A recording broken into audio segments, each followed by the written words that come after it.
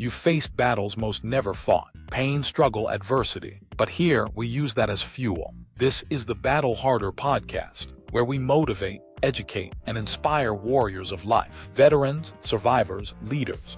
We share stories and strategies to turn pain into progress. Here's your host, Coach Rob. Let's lock in and battle harder.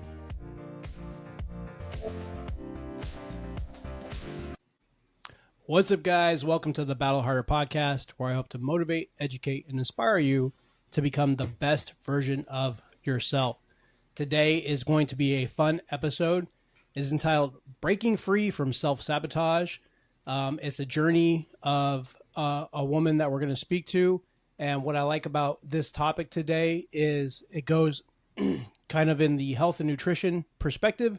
We haven't done anything like that on this show yet as far as that guest. And these are some of the topics I really like to talk about. So today I'd like to welcome Renee to the show. Renee, thank you for joining me here on the Battle Harder podcast. How are you doing today?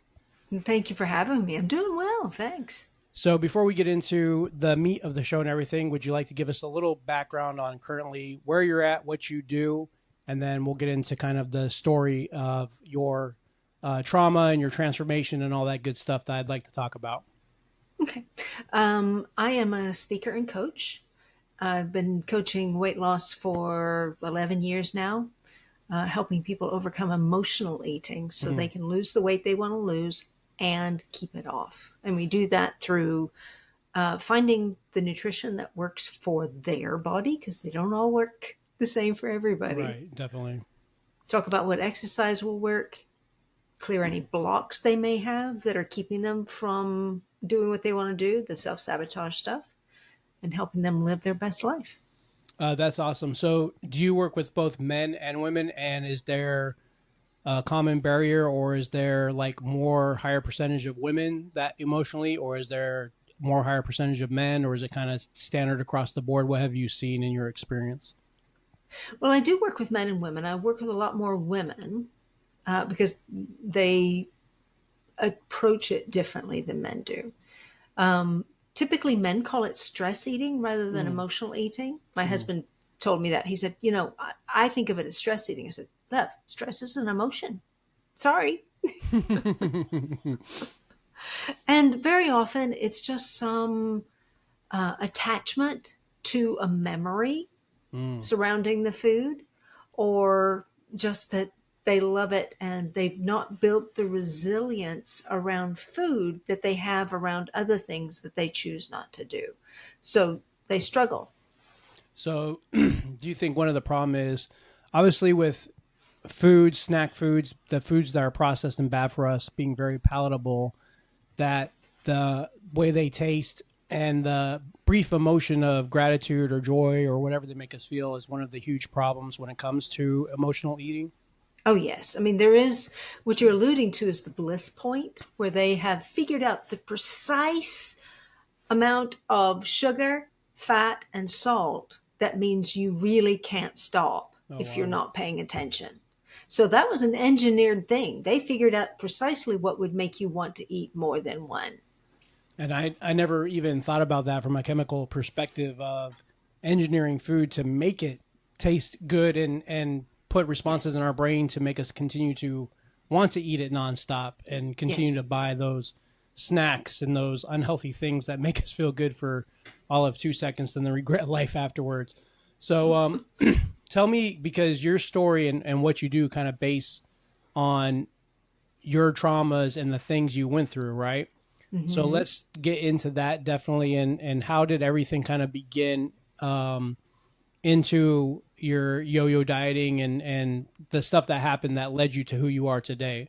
Well, I was born a redhead, which is a crash course in resilience because, it was the 60s and the only redheads on TV were usually witches or like Miss Kitty on Gunsmoke, right? They were all the ladies of the night. Redhead was suspect. And I'm the only redhead in my family, to be quite honest. So there there was that made me feel different. And then I was heavier than all my little blonde and brunette friends. Mm. And I said to my mother, I said, I think I want to lose weight. And she said, you're only 10. I was like, Oh, yes, but wow. all of my friends. And her thought was, okay, if we conquer this, if we figure it out now, then that will set her up well for the future. Unfortunately, she wasn't very good at it. She'd been on a diet forever. So, it began the cycle because we would go on a diet for a period of time, and either until we went to some family for went to my grandparents for the weekend, or went on a trip of some sort. And we'd kind of put it aside and then come back to it eventually. And it was usually when one or both of us felt our waistbands getting, way too tight. And then we'd diet for a little while until we got distracted by something else. So I learned my first diet was the beginning of the diet yo-yo, because we'd do it until, and then we'd go back to eating the way we always had, which got us the results we always got. Gotcha. I actually hate that term diet so much because I think it gives a false pretense on nutrition and healthy eating. And, everybody, when they diet, it's temporary. It's not usually like something that lasts. You said it yourself that you would be on it for a little bit and then you would be fine and then it would go away. So we have to practice more healthy eating habits for long term. How is your feelings then as far as, because I feel like most the places where people fail in their nutrition is mainly not from just giving up the foods they love, but from a lot of overconsumption. We know as Americans, if we go to McDonald's, it's 3 times a week instead of once a week, and it's 2 cheeseburgers instead of 1. Is that something that you see in your coaching when you're dealing with your clients? Sure. So, Rob, I have been on every diet going bar, now 3, if you include the injectables. I haven't done those. So I've tried every one. I have done the thyroid test to make sure my thyroid is working. I've even done the continuous glucose monitor to see if my insulin is doing well. And it comes down to, even for me, when I eat more than my body needs, I gain weight. Now, I have an alarm that goes off in my head when I hit about 3 pounds over my goal. And then I go, okay, I've got creep somewhere. I've got to go back. I've got to look at what I'm doing and pay attention for a bit. And it goes. But for most people, you're right. They are just eating because it's so much fun, or it tastes so good, or they love the mouthfeel. And almost always it's overconsumption. Now, there are a lot of physical things as well. Right. But generally, if I eat the way that I have learned to eat to keep my body in good form, then I don't gain weight. It's when I have a second glass of wine too many times, or I eat too many nuts, or I have too much ice cream, or whatever it happens to be, right? That's when I put weight on. So, or I'm not getting enough exercise. Yeah. And that's, that's part of the conversation too. I think.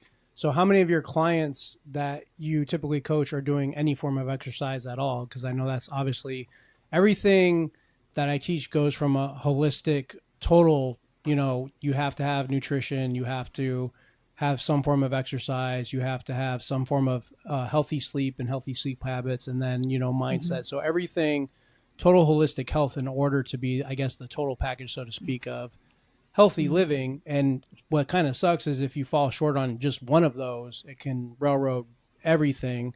So out of like the clients that you see, how many of them are actually doing some form of activity? Do you see like 50-50, or is it just like 60-40, or? Maybe 30%. Oof. I mean, like they may have in the past, but they may not be doing it right then. So typically I give them 2 things to start. One is I do a unique nutrition blueprint. Okay. And second, I say, just walk. Right. Just me too. just Right. start, right? And that blueprint came out of my own experience because I Hmm. lost my weight on a low fat, low calorie diet because that's what we were told to do. Right. Right. And then I 2 years after, I was trying to maintain, and I was just still tired, hungry, and cranky all the time. Hmm. And I thought losing the weight would get rid of the crankiness, but it didn't. Right. Right. But what I found, I did this kind of survey thing, and it told me before it was cool, you need more fat in your life. Hmm. So I changed my diet completely because they gave me one to follow. And I am 52 at this point, Rob. I am at my goal weight. I am working out like, 4 or 5 times a week and walking, just struggling to maintain. I follow their plan that includes more fat, and I lose 2 pounds that week. Wow. Exactly. So I thought, and my husband said, I don't know what you've been doing this week, but let's do that. You are much happier. And over time, I realized that my moods weren't as volatile as they had been. We got through menopause without my husband having to get an apartment. It was very different. So finding the nutrition that actually works for your body is essential because it makes it so much easier to follow. Right. But And then, yes, get some exercise, do some walking, light weights to start, just do something. and I like that because I always tell everybody that fitness, nutrition, health is not finite. You have to find what works from you, what works for you. Even in the mental health industry, and it kind of sucks, when you have a mental health disease and you take medication, the It affects you practitioner differently. doesn't know what works. You have to try and try and try and try. And that's a problem with a lot of things that happen in our society with this stuff is because we get frustrated of trying things and nothing working. And that's why diets just don't work. So let's talk about, without giving too much of your secret sauce, if you will, what is your, like, how does your blueprint work? Like, what is that about? Well, it's a series of questions Mm. about how you feel about foods and how they affect you. And then from that, I don't understand the science of it. I'm a counselor, not a scientist. So it just spits out the information, gives you a week of a nutrition plan, gives you foods to go to and to avoid going to. Mm. And I don't know how it works, but it does. And I've Ha- had people who need to do a lot more carbohydrates and people Uh-huh. who need a lot fewer carbohydrates and some that just need a balance, but they've got to find their balance of it. And has anybody from like a medical perspective, like talked to you about your blueprint, like said, this is good stuff, or um, I'm just, because like even when I speak about mental health and personal development, I'm not a psychologist.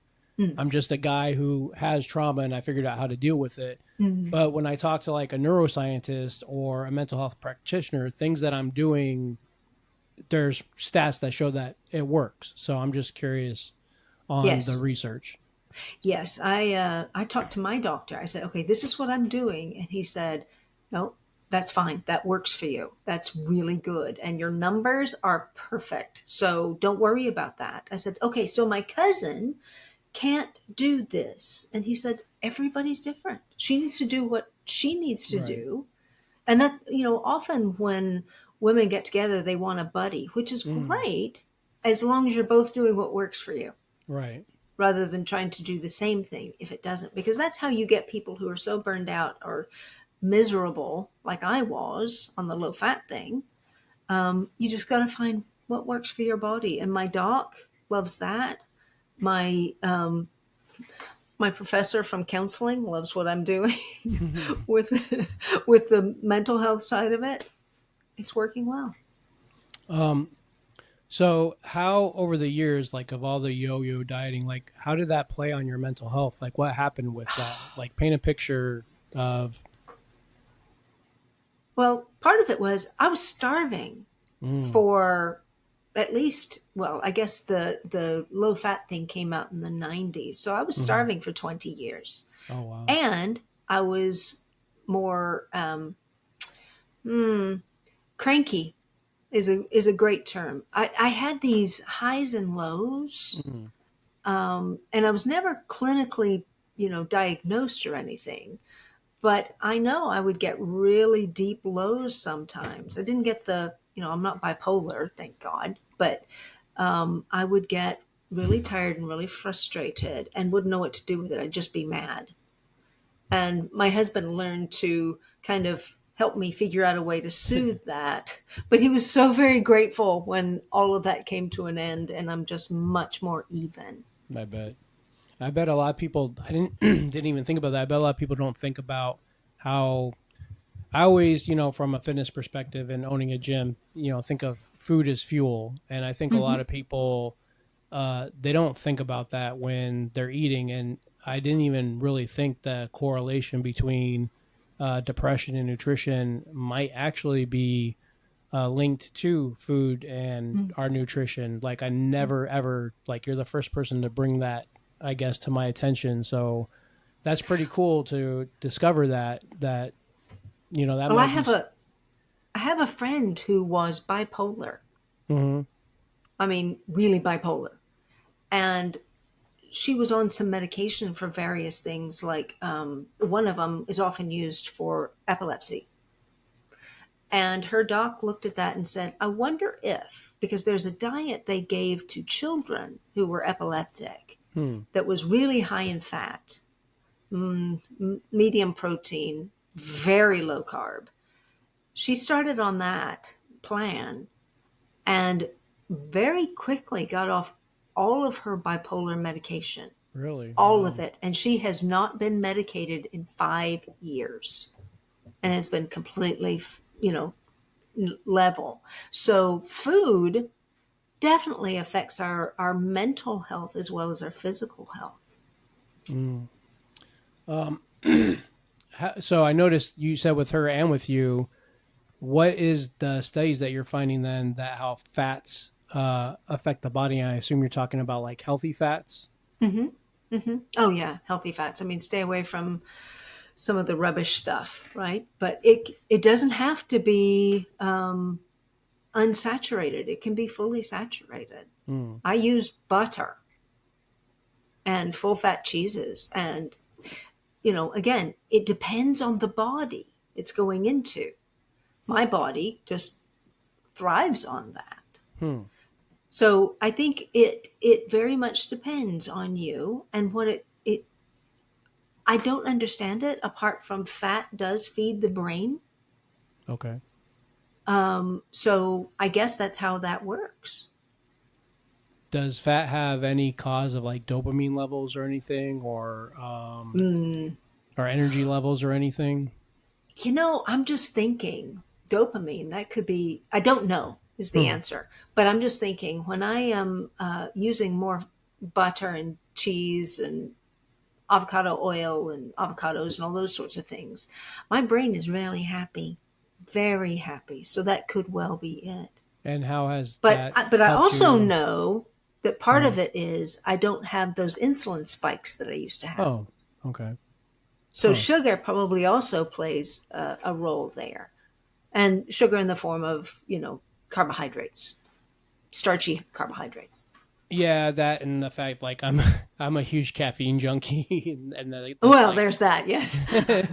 so. I mean, sugar in general. Yeah, I always tell people like once again when I talk to people as far as my theories on nutrition, it's everything in moderation. Like, don't give up, foods that you love, but just I don't understand why people can't not overeat, especially us as Americans. Like, we're just constantly just stuffing food in our mouths, and then you sit on the couch and you binge a Netflix show for 4 hours, and before you know it, you've blown up 50 pounds. So it's Well, Rob, part of it is we like the oral stimulation mm, of eating. And we learned that from birth, Rob, because when a baby is born, it cries. hmm And mothers, fathers, whoever's around usually sticks something in their mouths, yeah, like the bottle or the breast or a pacifier. right, So we learn very early on oh, I feel better when I put something in my mouth. Later, it becomes candy, you know, for toddlers and small children. And then as Chips, older people, cookies, we begin, crackers, yeah, anything. There is bread. soothing in putting something in your mouth. I cannot withstand bread. Like I'm a breadaholic. Like any restaurant that serves bread, that's so bad for me because I love bread. I have such a infection. Bread and cheese are my weaknesses, definitely. So like, if I could just cut back on those, I think I'd be doing much better. But let's talk about. You said you had a pivotal moment in your 50s that like sparked your change before like your birthday. Let's talk about that a little bit. So I was staring down my 50th birthday, and I thought, life changes for women at 50. If I don't lose this weight now, I don't stand a chance. So it was New Year's Day. I started out on my traditional New Year's resolution and did pretty well for a couple of weeks and then fell off. Wow. And I thought, it's still coming. So I got back on and fell off. And this went on until April. And I suddenly needed a bigger size. I was into my fat clothes again. Oh, wow. Right? I thought, okay, this is going the wrong direction. Clearly, this is not something I can do on my own. And I started doing some research, and I ran across this term that I had never heard, but immediately understood, and it was the emotional ATAR. I thought, that's exactly what I do. And I actually hired someone to work with me to help me stay on track because I do really well with accountability. And knowing that I just had to tell her week after week what I was doing kept me on track. And, she was a coach. She knew how to help me. Right. She knew how to make some adjustments to what I was thinking. And it worked very well and has continued to work almost 13 years later. I'm still the same size. So if you don't mind me asking the very question that men are supposed to ask women, the BMI or the numbers of body fat, like what was your highs and like where are you at now? Because to me, watching you on camera, you look perfectly normal, healthy, thin. So I can't picture you right now currently being like overweight or obese or, Well, now things changed in the 90s, right? People suddenly ballooned out. Of course, that was also shortly after we got the food pyramid, where it said you need so many servings of the carbohydrates. Yeah.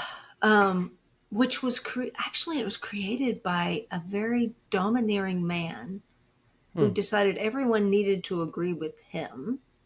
Oh, wow. And there was a Harvard research, or there was a research thing, and the Sugar Research Foundation paid these two guys in 1968 to say the problem is fat, not sugar. Wow. They came out with that about 2016 or 2017. That came to light. So our food pyramid is not very good. So, But once that happened, people got so much bigger. So I always tell people I was 70s fat, not 80s or 90s fat, right? And I was constantly on a diet all of those times. So I would get to a certain weight and I would come back down. Now, I ballooned up at one point after I called it the summer of margaritas. I was in a bad place. I was really upset. Life was not good. And I just would have a margarita almost every day. So that tended to make my waistline go. And I ballooned up to about 165 pounds, which a lot of people would say I would love to only be. But again, I'd been doing it forever, and I'm only 5'3". So my target is between 112 and 124 or 5, right? And I hang out around 118. So I'm kind of right in the middle. But I had to lose all of that. And I did several times. But it didn't stick. So can you correlate like bad times in your life that happen that would cause you to like eat more or eat less? Oh, yeah. Like, You can No, I remember always ate specific more. periods or oh. When my mother died, I all Mm. but crawled into my peanut butter jar because Oh wow. it was 2 months and 2 days from the time we knew she was ill that she passed away, and I was with her. Right. Mm. Um, so now peanut butter is a perfectly lovely food. It's very healthy, but I was eating far too much in terms of quantity. Right. So I would get a spoonful of peanut butter and I'd go off and do something. And when I began circling the refrigerator to go to the peanut butter, I knew I was in trouble. But I could easily eat, you know, 600 calories of peanut butter. That's not hard to do. So a few years later, my grandmother Wow. passed away. And I thought, I do Oh not wow. want to gain another 40 pounds. So what am I going to do? And that was right before I turned 50, a year before I turned 50. So that's when I began the whole search for something that worked for me.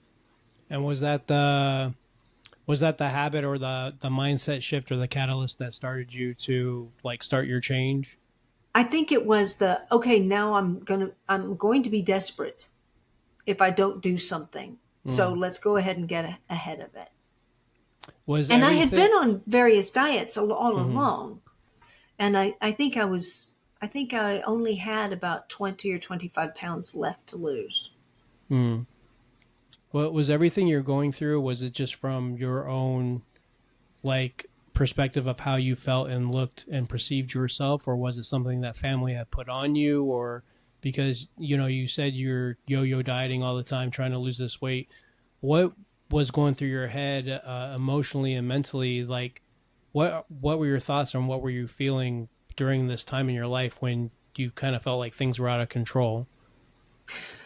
Well, it was things like, all the other little girls were small. Mm, Going through high school, everyone was thin and I was not. College, work life. I always needed the bigger size than most of the mm, other girls. So, I mean, once they turned 30 and 40, it began to even out, right? But I just thought, I am uncomfortable. I don't look good. I don't want to live this way. I don't want to feel so out of control. mm. Because, when you go for that emotional eating, it's almost like you have no control. You Right. do, but it feels like you don't It's because impulse control, right? You can't control it. and you just want soothing. Right. And food is available and easy and legal, Right. Is it another right? form of addiction, basically? Yeah. Milder, but still, yes. So how from the time frame that you grew up and body image, body positivity, television, all that stuff, and what is your thoughts then on body positivity and body acceptance? Because for me as a coach, like, and being a military man and very structured and like hardcore, I don't agree with it because if you're unhealthy, you're unhealthy. It's plain and simple. So, like, what's your theories and thoughts on that? Because emotionally, you kind of went through this stuff every day with what was going on in your life with the emotional eating and stuff. Well, I think being positive about your body is a good thing. However, if you are, now unhealthy, long term, that's not going to be a good thing for you. Right. No one wants to diet. No one wants to deprive themselves in any way. Right. But the long term consequences, I mean, I spent 20 years working in a hospital Mm, watching the consequences of those who, needed to make some changes and refused to do it. So if there are people who are pretty healthy carrying a little extra weight. But most of us, it's more like misery loves company. right. My grandmother had 9 brothers and sisters, Oh, wow. and there were 3 boys. No, 4 boys. 2 of them made it to adulthood, and the rest were girls. So 6 Mm. girls. So I think only 5 of them made it to adulthood, but that was kind of a constant back and forth. We need to be thinner, we need to be heavier. And, they came through the depression and all of that. So they had struggles around that. But when I started losing weight, one of my aunties was like, now don't get too thin. Mm. And the underlying message was, it's almost disloyal to do better than the rest of us. So there was that, oh, you're not that heavy, you're fine. Well, maybe I am and maybe I'm not. But it didn't feel good and I didn't want it. And I think that starts a lot. You brought up a very good point there with your culture, how you grow up, how your parents are. Obviously, if your parents aren't healthy, most likely you aren't going to be healthy. Like, you have to figure out, I guess, how to break the cycle. So people that may be struggling, not just with emotional eating, like, what would you tell them as far as like taking responsibility and where to start on how to break unhealthy habits? Like, what's your go-to that worked for you? Well, I have this acronym.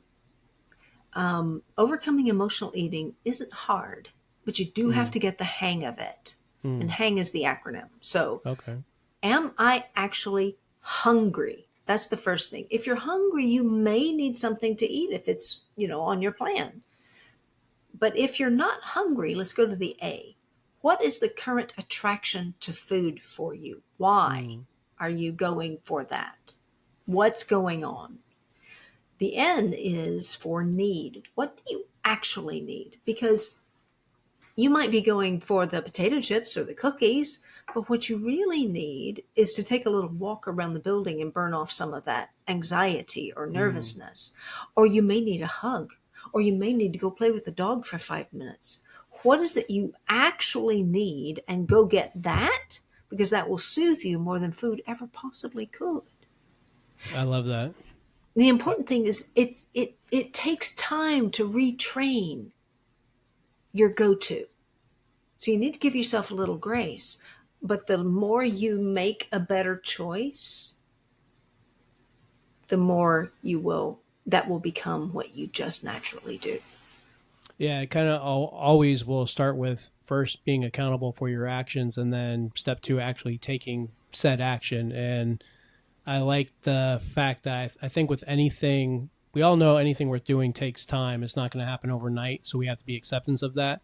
Mm-hmm. But what I like, what you're talking about, is it's almost like you have to be definitely more self-aware. I think a lot of Yes. people, we're not self-aware even of our surroundings sometimes when we're out in public, and you have to really bring a deep awareness to yourself, inside first, to be able to fix the outside and everything going on. So Mm-hmm. you really brought up some good points. How do we Because bridge you the need soothing. yeah, definitely. You do need the soothing. Just find a different way to get it that Mm, doesn't, add to your waistline. There are lots of options. We just aren't always sure we can figure out what that is. And it won't right. feel the same initially, but that's okay because eventually it will. So you wrote a book about this stuff, right? Yes, I did. And what's the name of the book? And give us a little synopsis of the book and where we could get it. It's called What's Really Eating You? Overcome the Triggers of Comfort Eating. And it's almost a workbook in some ways Hmm. because at the end of each chapter, I have questions for their consideration so that Okay. they can kind of think through, okay, in relation to what we've just talked about in this chapter, what might your answers be? And they can get it at Amazon or Barnes and Noble, or they can get the Audible version on all kinds of platforms. It's out there for, it's not just on Audible, it's also on Chirp and Spotify and all the Is rest of the them. Audible read by you? Because you do have a very nice, lovely voice. So, Thank you. Yes, I did. I read it oh, myself. that's awesome. That's really Yeah. cool. Is there anything else you'd like to share with us, your story or your transformation, before I ask the final question and we get ready to sign off? Sure. Well, one thing is, again, I have an alarm in my head. And this is kind of the key to long-term maintenance. My alarm is at 4 pounds because, fluctuation happens.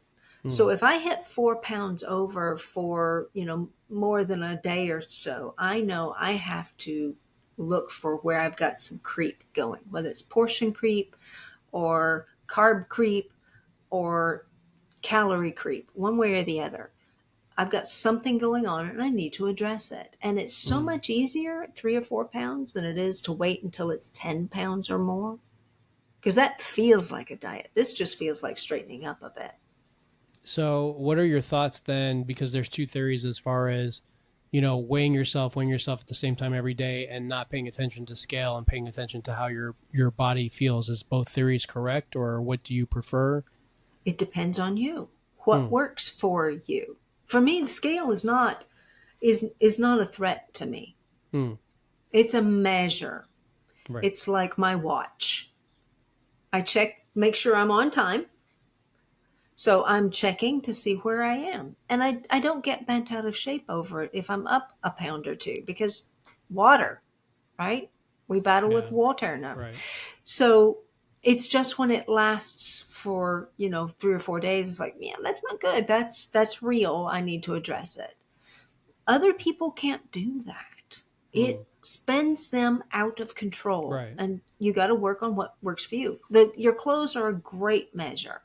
That works. How your body feels, that works too. So find what works for you, because if it doesn't work for you, it's not working. So I like everything you said, and what's really cool is it sounds like for you, and anybody technically could do this, you have to make micro adjustments on the things that are happening around you. So like you said, it might be portion control or overconsumption of calories or the scale, but you look at the totality of the circumstances and you make those micro adjustments to stay where you want to stay. Since you've been able to stay at the weight that you are and you exercise regularly and stuff, overall, how have you felt like over the years and stuff, and your health and your energy and everything? Oh, great. I mean, even when I started walking, gosh, probably around 2005, I got an iPod Nano. I had one. We're showing our age. I loved it. It was great, So I could listen to things as I walked, which kept me out of my head, which was good. And then eventually, I was doing like maybe 3 days a week, I'd walk the dog. And I figured out that walking the dog made him a better puppy too. And then I just thought, I feel so much better after I've been for a walk, and I get, I'd saved the things that I wanted to listen to, podcasts, books, that sort of thing for that. So I was filling my mind and my heart as well as exercising my body. And now I do it 7 days a week, rain or shine. Awesome. I don't go out when it's lightning, and I don't go out when there's ice, because I have an 80-pound dog and he could easily take off with me. Right. So, but yeah, I mean, it is a constitutional for me. It's wonderful. I love that. And my body just feels so much better, partly because I'm not starving all the time. Right. My brain feels better. My numbers are fabulous. My doc even sends me clients. He said, whatever you're doing is working. He said, if I've got somebody who's interested, I'm going to send them to you. I said, thank you very much. That's awesome. So it's just made such a difference in so many ways for me. Confidence as well. I mean, I got to do a TEDx talk when I didn't know what a TEDx was. Oh, wow. So I wasn't so scared, and I could do it, right? So it has just made me feel so much better on every level. And I think a lot of people I speak to, and myself included, I tell everybody, I don't think the public really knows the value of just walking. Like, you don't have to, for me, I like lifting heavy weights and doing everything I can to be the strongest guy in the gym because of my philosophy and things that I want to do as I get older, like be able to go upstairs, carry groceries, stuff like that. But if I had to start from somewhere because of joint issues or health issues, I would just walk. And there's so much data out there besides actual personal experience that just walking for 30 minutes, walking around the block, taking an afternoon walk, getting outside, whether you listen to a podcast or you listen to the birds or whatever, if you're in a safe area to do so, there's so many benefits to that. And people, if they would just change the consumption a little bit and just walk, that right there would make such a change in population. And for me, when I deal with clients, if they're very exercise resistant, as long as they're willing to walk, they're going to start to make progress. And then we can go from there into, you know, jogging or running or swimming or weightlifting or whatever. So I'm glad that you spoke on that and that you like to do those walks. I think walking is an amazing thing for clearing the head, for beating stress. Like more people need to just, I find it funny and it bothers me that, you know, when we were kids, we were outside playing all the time. We had recess and now everybody's trapped inside. And then, you know, doctors and science, everybody's like, we don't understand. Well, you're not outside. You're not getting sunlight. You're not getting exercise. You're not listening, breathing fresh air. Like everything's so constructed to a tight inside area. So, walking. But I'm sorry. No, you're good. Go ahead. The important thing is to do something. Right. That you will do consistently. If that's a 10-minute walk, exactly. That's a 10-minute walk. Exactly. I started out with a 10-minute walk, and now I'm doing like an hour and a half because I love it, not because I feel like I have to. Right. But I love it. And the day's just not right if I don't do it. So finding what works for you, that needs to be the title of my next book, I think. That's the topic of the century, I think, for everybody that I speak to, is that we always think we have to be stuck on this one thing. And, you know, like you said, and that's why I don't like diets, whether you have to be keto or intermittent fasting or low carb or high fat and I think if you know, do some form of activity, you get plenty of sleep, you don't overconsume, you make sure you meet your protein goals, that right there is going to completely change people's lives. And then, you know, people come work with you and dig deeper on the foods that work and don't work and why they're emotionally eating and their triggers, so to speak. And then they can become even healthier. And I think that's amazing. So before we sign off, I want to know, what is your definition of turning pain into progress? I think it is taking what is given to you and using it anyway. I like that. Right? Because definitely, you know, life didn't throw me a lot of good stuff at certain points in my life. And you can get stuck on that. Definitely. Or you can use it as a springboard to do more and do something different and do something that works for you. I think a lot of times our pain is our superpower. And if we can find how to harness that superpower, we can do better than most of 90% of the people out there. So yeah, I would agree. Well, awesome conversation. Where can they find you and where can they connect with you? Well, I'm on all the socials at Pack Your Own Bag, and my website is packyourownbag.com. Sounds good. If I'm not following you on Instagram, I definitely will be. And when the episode releases, I will share everything with you. So guys, her information will be in the description on YouTube. And then this is always on Spotify, iHeartRadio, and Apple Podcasts. Renee, thank you for this conversation and the education on emotional eating and diet and nutrition. I appreciate that. Mm-hmm. And guys, this has been another episode of the Battle Harder Podcast. And just remember to always be fit for battle. Thank you. You've just heard another battle-tested conversation. Now it's time to take action. If this episode lit a fire in you, subscribe on Spotify, Apple, iHeart, or YouTube, so you never miss a moment that could change your life. Want to go deeper? Connect with Coach Rob at Battlefitted Brand. Com for coaching, gear and tools to help you turn your pain into progress. Remember, life will test you, but you're built to battle harder. Until next time, stay locked in, stay ready, and keep showing up.